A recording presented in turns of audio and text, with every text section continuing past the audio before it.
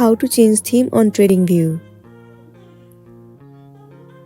The very first thing you want to do is to head over to the official page of TradingView.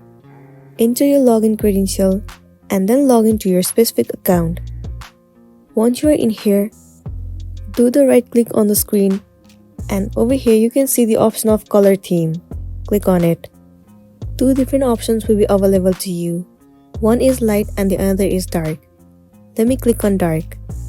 There you go, your dark theme mode has been activated. Well, if you want to modify it more, then what you want to do is click on the start properties at the top right and then head over to symbol. Inside symbol, different other options are available. Let's say you want to change the body color, click on it. Tons of different color options will be available to you. You can choose any of the color from here. Similarly, you can also change the color of borders, wick and also the color of last price line. You can also change the thickness of the line. Once you have selected the suitable color for you, click on OK at the bottom.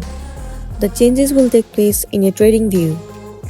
So that's it, and this is simply how you can change the theme on TradingView.